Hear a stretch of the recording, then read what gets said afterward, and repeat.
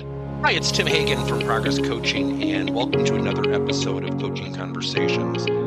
And I wanted to make you aware of something very cool that we're doing on a subscription basis, and we'll put a link in each one of our episodes.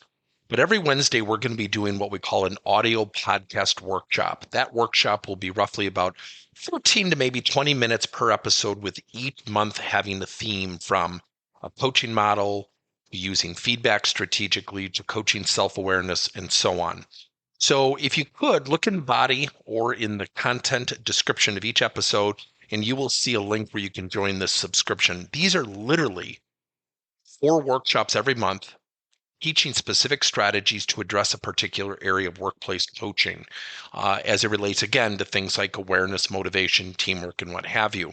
Here's the cool thing. It's only $10 per month, and each month you will get a handout that we will follow along with. So we also give you a tool for you to take notes as we go through each episode. We hope you'll check it out.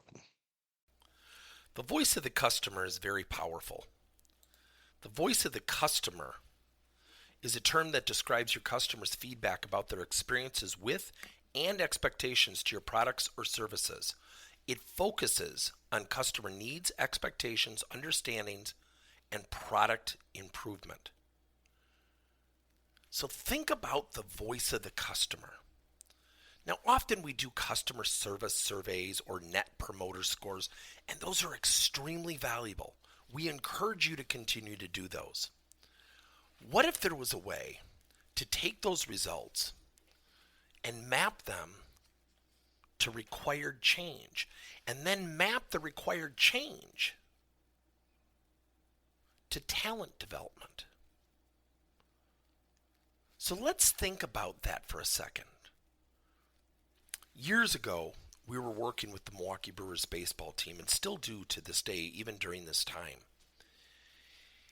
And years ago, I'll never forget, one of their directors made a great comment. He said, look, people can come right up to the window. They can purchase tickets at the window, or they can purchase them online. We don't sell anything different than they can purchase 1 or 2 games at a time, but we really need a commitment of 20, 40, 80 games a year to really make our organization financially viable. And they realized something. They realized that no matter what they say, no matter how they describe it, their product or service was easily understood by the customer. There was no benefits they had that their competition didn't have, because their only competition to a certain extent was themselves. And what I mean by that is they literally were selling against themselves, only for the fact that they had to learn that no matter what they said, the customer could go up and just purchase a game when they wanted. So literally about 14, 15 years ago, we went on what is called a differentiation program.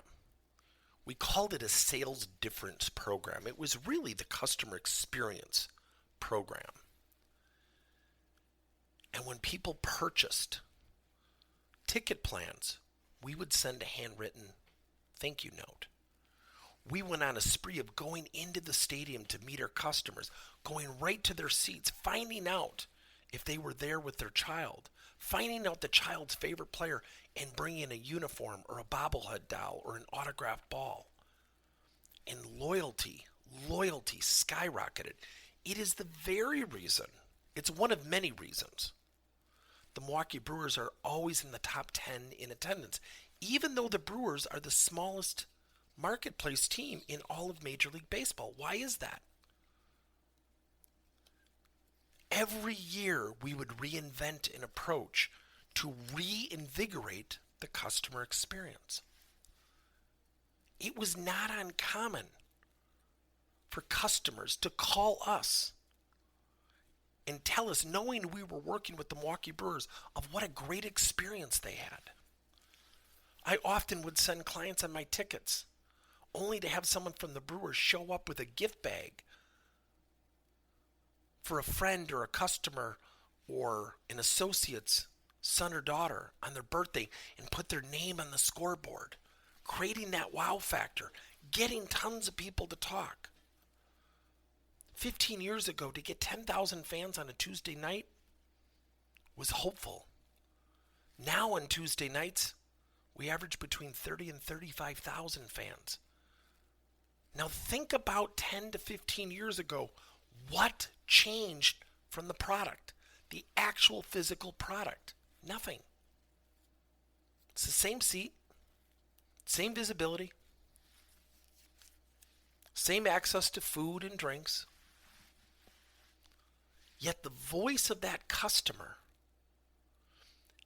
and taking that voice, what we understood, using the data to map to a great customer experience.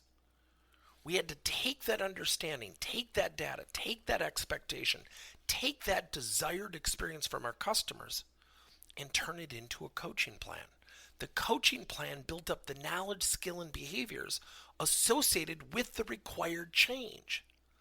That's why the voice of the customer is so valuable to coaching.